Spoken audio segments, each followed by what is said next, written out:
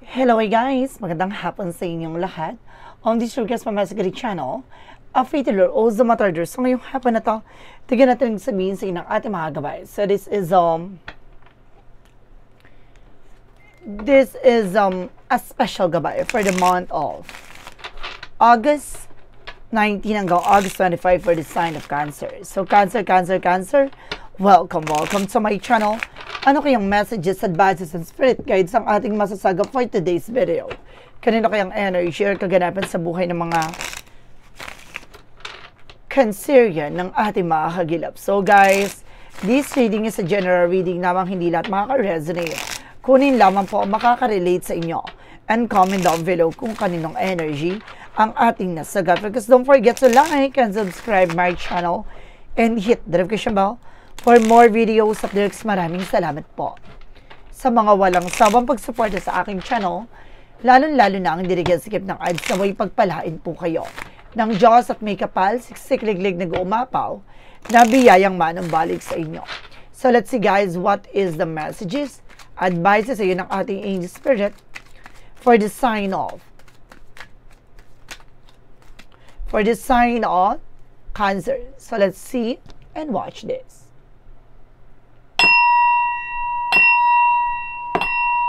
Angel Spirit, please give me information po. Ano kayo gusto sabihin sa inyo ng ating mga gabay for the sign of Cancer? So, let's see. So, there is something guys with the Queen of Pentacles. So, this is something maturity. How to manage and control your finances. So, being maturity, so kailangan mas maging mautak ka na ngayon. No, mas maging matalino ako na how to manage and control.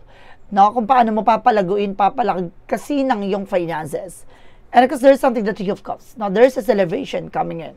Maraming mga celebration na magaganap.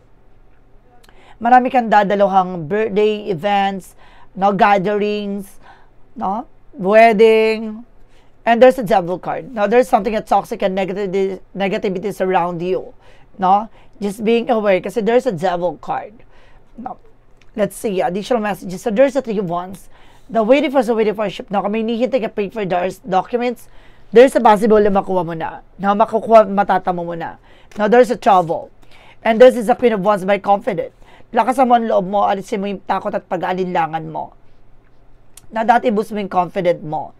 Alisin mo yung pangamba mo. No? And there's a two of cups with a partnership. Now, even sa partnership, kailangan na limitahan mo, of course, gamayan mo lang. Pakiramdaman mo yung mga taong pagkakatiwalaan mo, yung mga taong makakausap mo, no? Makakasalamuha mo. And of course, there's a page of sword being curiosity. Kailangan alamin mo, tuklasin mo yung mga bagay na makakatulong, no, sa iyong finances, or resource of income. No, kailangan na mas mautak ka ngayon. And there's something that for Pentacle for saving money, protection na pangalagaan mo yung grounds. Ibig sabihin, konting tipid. No, iwasan mo yung mga luho, bisyo, yung mga walang kataturan. No, kung may mga dadalawang kang birthday events, kung kagastusan, tantanan mo. No, wag mong ilaban kung alam mong wala ka namang ilalaban. No, na pera. No, umiwas ka. No, mag-ipon, mag-ipit ng sinturon. And there's a star card, healing and recovery. Gagaling ka na sa iyong karamdaman. No, sa iyong mga pinagdaanan with the devil card. No, may mga taong gumawa ng hindi maganda sa iyo, ginawa ka ng karamdaman. There's a possible na may pag-asang gumaling ka na sa iyong karamdaman. There's an effort, be mature enough and be grounded, no? Sinasabi dito, matutupad mo yung mga pangarap mo. Huwag ka nag-share ng information with other people kasi nakakaranas ka ng delays and cancellation this past few months. No, ito yung panahon at pagkakataon para makuha mo na. Ano man yung matagal mo nang hinihintay. No, magkaroon ka ng respeto at disiplina sa sarili mo. And this is the King of Pentacles, maging practical at secure ka sa kung ano naman yung bagay na meron ka.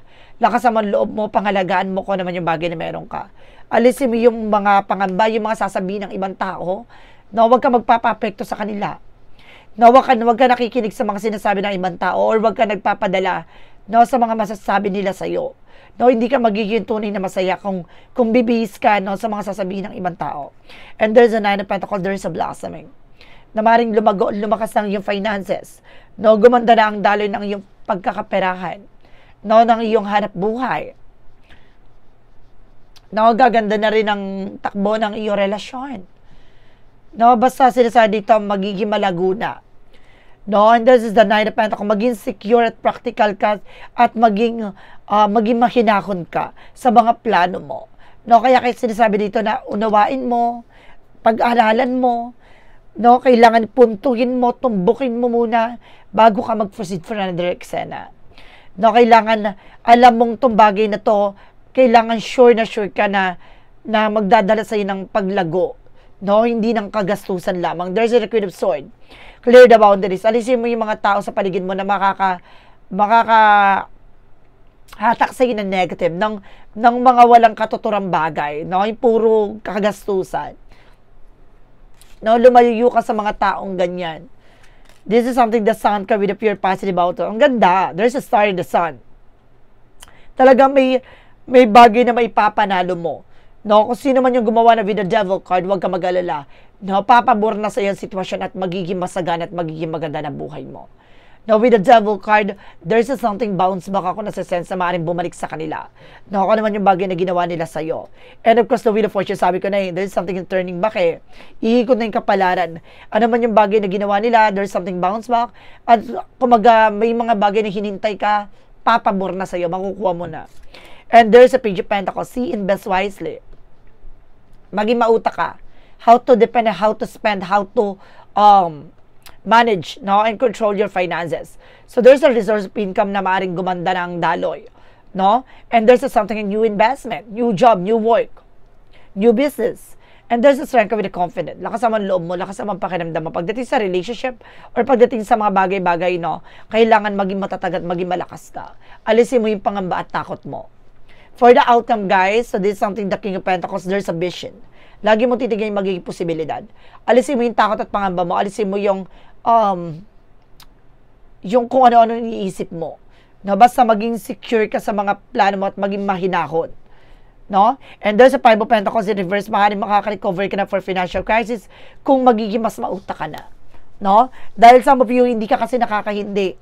No, sa mga tao sa paligid mo. So, for meantime, so kailangan mo munang maging secure at magigpit ng sinturon.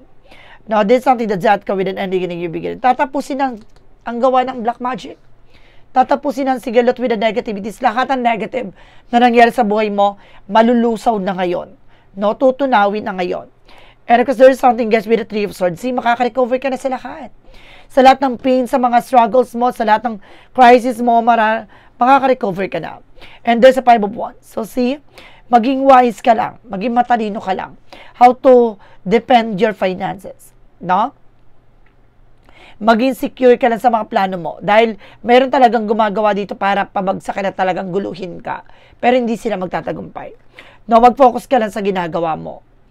No, mayroon talagang sumusubok talagang sirain ka. No, pabagsakin ka. Pero at the end of the time, magiging matagumpay ka. Kumapit ka. Huwag kang mangamba, huwag kang matakot, huwag kang magalinlangan sa ginagawa mo. Ang talagang kaya lang nilang gawin dito ay may ma-distract ka. Kaya kailangan huwag mong hayaan ma-distract ka. No? Kailangan continue what you're doing. So let's see what's additional messages tayo pagdating naman tayo for finances and career, love life at kalusugan. Alamin natin at tutuklasin natin anong kaganapan sa buhay mo ang ating pangbahagilap. Let's watch this. Okay, so let's proceed na tayo na pagdating naman tayo sa finances and career. So before anything else, shuffle muna tayo. Okay, so let's start. No? Let's continue. So, there's something about sa finances and career. There's an ace of swords with a breakthrough. Magtatagumpay ka, liliwanag sa'yo lahat. Na malalaman mo na lahat ng bagay na dapat mong gawin. No? Alam mo na lahat ng bagay na kailangan mong unahin, umpisahan at tapusin. And there's a Four of Cups na pinag-iisipan mong mabuti yung bawat action and decision mo na ngayon. Hindi ka na basta birabirada, ura-urada. So, ngayon nag-iisip ka na mabuti. No? There's a lot of toxic and negativities around you. No, kaya kailangan maging aware. Mas maging mautak ka na ngayon. No, and there's a need of us na you need to move forward or let go.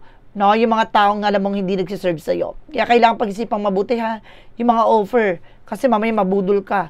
There's a Seven of Wands. So, proteksyonan mo at pangalaga mo yung sarili mo. Laban sa toxic na mga tao sa paligid mo. There's a Ten of Swords. Talagang sinusubok na sabotahihin ka. no? Pero protektado ka. So, sinasabi dito, kailangan huwag mong hayaan na guluhin ka nila. Dapat, alam mo, ginugulo ka nito, no? At sinasabotay ka sa isip mo, no? Parang ginugulo ka nila dito para mawala ka sa focus. Yun yung kailangan mo mag-pay attention, no? Kailangan mo i-let go, alisin mo, at kailangan mo makawala dyan, no? Sa negatibong kapaligiran or environment. No, there's a lot of toxic talaga. Pagdating sa love life, there's a 6 of Swords with the transition. No, kailangan nyo lumipat, umalis, no? Just sa locations nyo, sa lugar nyo. No, so there's a judgment, may paalala pagdating sa relasyon. No? And there's another story. Kasi nagkakaroon ka ng anxiety, sleepless nights. So, some of you talagang ginagawa kayo ng hindi maganda ng person mo.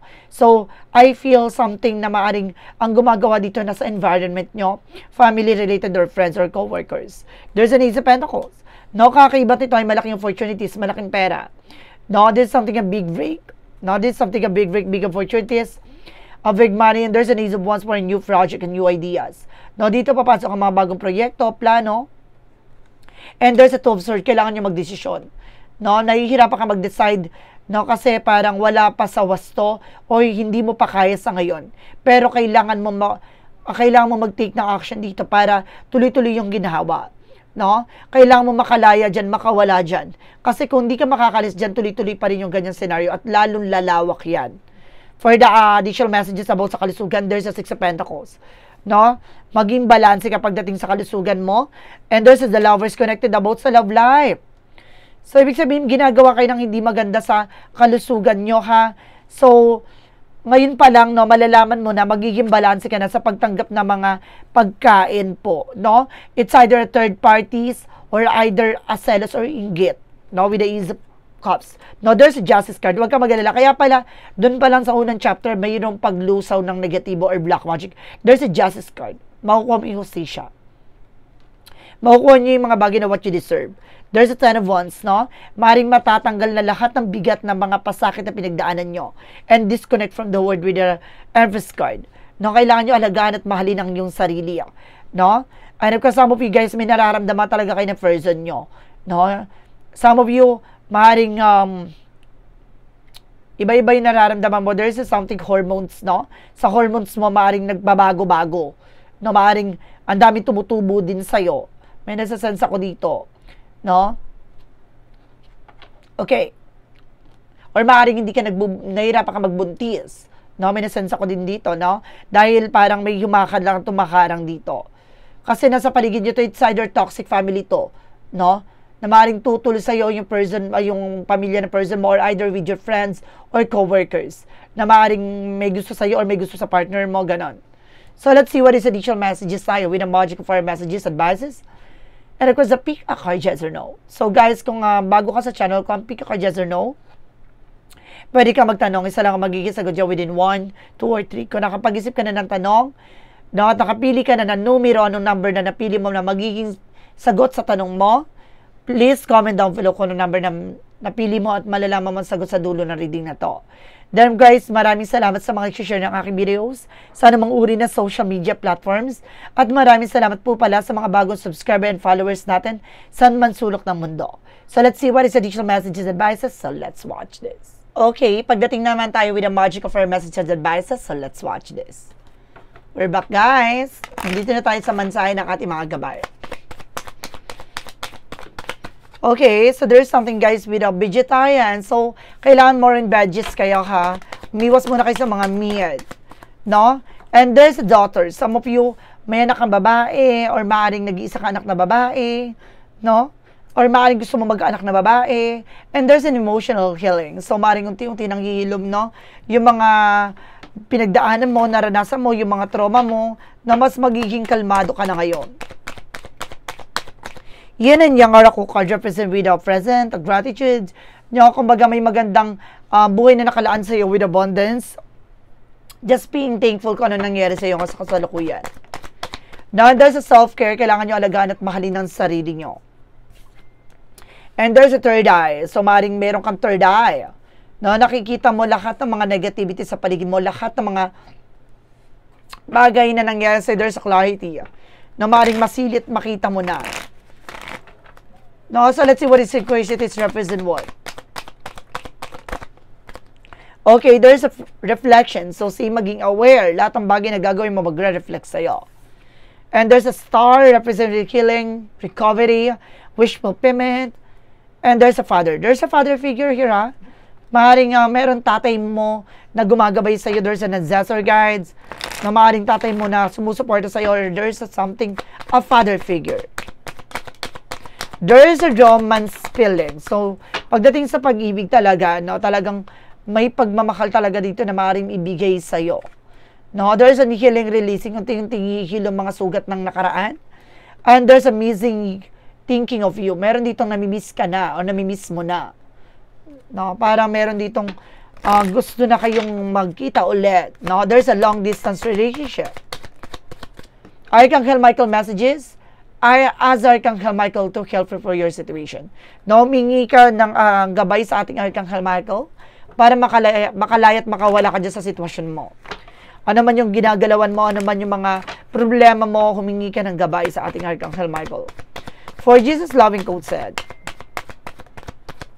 be a good comfort, your faith has made you whole. So, bubuin ka ng iyong pananampalataya at tiwala. No? Titignan ng iyong katatagan dito.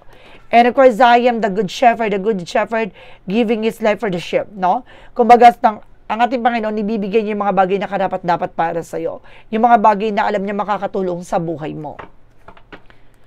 What is an angel's number? Represent without 10, 11, with a taking action. So, kailangan nyo kumilos, gumalaw. This is a call to action to move forward. The sooner you get going, the sooner you will accomplishing what you set out to do. Those with the patient will eventually reap the rewards of their perseverance. So, kailangan magtiyaga ka. There's a new beginning coming in dahil may pag-asa na makabangon ka. This is something spiritual awakening for you na kailangan mo ng kumilos at gumalaw. No, hanggat maaga pa. So, let's see what is a Manibova Oracle deck. And there's a fertility. Some of you guys talagang may pagbubuntis dito. Or maaaring magbuntis ka na or maaaring nahihirapan ka sa magbuntis, no? And what lies beneath the future? Or maaaring guys, mayroong bagong negosyo, no? Bagong blessing na pumasok sa inyo. And there's a new beginning. Wow. Talagang there's a new beginning. Guys, ha? May bagong eksena talaga. No? May bagong mundo talaga na tatahakin mo. Expect daw kayong bagong simula. Clarifying for a love situation.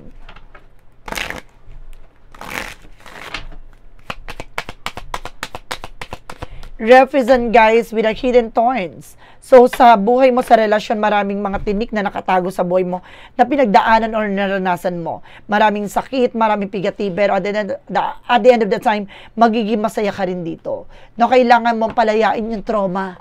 No, yung galit at puot, yung mga sakit. What is shadow work represent what? From the shadow work represent with a defensive, reflection, acceptance, and growth. Unseen, resistant to unresolved issues, explore with a curiosity. So, kumbaga, dun ka sa parang gusto mong malaman lahat eh. Parang gusto mong mas matututunan lahat ng bagay, pero kailangan mong tanggapin na hindi lahat ng bagay ay maaaring makuha mo at malaman mo. So, ito yung bagay na kailangan mong matutunan na at sa paglago mo na kailangan kung ano yung gagawin mo magre-reflect sa'yo. So, kailangan pag-ingatan mo ito. What is a clarifying for a life situation?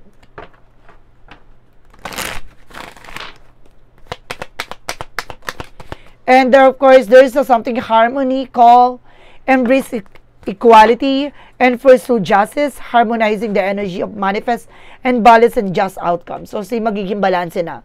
No, tinatawagan ka dito na maging balance ka at control ka sa lahat ng nangyayari sa buhay mo. So, kailangan tanggapin mo ang katotohanan. There's something equal sa buhay mo, kaya kailangan there's something give and take, dapat balance. What is a part of the light represent what? Or makakamit mo na yung balance sa buhay mo. Diba? Represent, there's the sun. Wow, there's something, a pure positive outcome. I am nourished by the bundles of the energy of the sun, which is passing day, the light within me grow brighter, infusing me with a strength and vitality. Mas pinatibay at mas pinalakas ka at mas pinatatag ka dito. Dahil sa mga karanasan, mga pinagdaanan mo sa araw-araw, mas lalo mong nakita ang kahalaga ng iyong sarili. So guys, let's see what is a pick a card just or alamin natin yung magiging sagot sa tanong mo. Let's watch this. Okay, let's see guys, no? What is additional messages with a yes or no? Pick a card. Alamin natin yung magiging sagot sa tanong mo. Let's start with the number 1. There is a yes. Golden opportunity, cloud lifting, clear sky. So see, ibig sabihin nito, no, may magandang impormasyon or magandang oportunidad na papasok sa buhay mo at magdadala sa mas maliwanag at mas malinaw na sitwasyon na tatahakin mo. Wow! Number 2, there is a yes again. Make a splash, deep dive, flowing easily to your life. No, mas, the more na parang sasabay ka sa agos at mas hayaan mong dumaloy, mas gaganda ang sitwasyon mo. Unfold it naturally, no? Mas maganda yung hayaan mo siya kaysa pinipilit mo isang bagay. Na number 3, there's a yes again. True north found, follow this direction. So, binibigay sa yung tamang direksyon. Tahakin mo itong bagay na to at makikita mo ang magiging resulta ng bagay na para sa'yo. So, guys, this is a special gabay for the month of August 19 hanggang August 25 for the sign of Cancer. So, Cancer, maraming salamat po for this wonderful reading. So, once again, this reading is a general reading lamang. Hindi lahat makaka-resonate. Kunin lamang po makaka-relate sa inyo. And comment down below kung kaninong energy ang ating nasagop. And of course, don't forget to like and subscribe my channel. And hit notification bell for more videos. Update kasi maraming salamat po sa mga walang sawang pag-support sa aking channel. Lalo-lalo na ang di nag-skip ng ads, saway pagpalain po kayo ng Diyos at may kapalisiksik liglig na guumapaw na biyayang manang balik sa inyo. Maraming salamat guys and see you in the next video. Bye-bye and babush.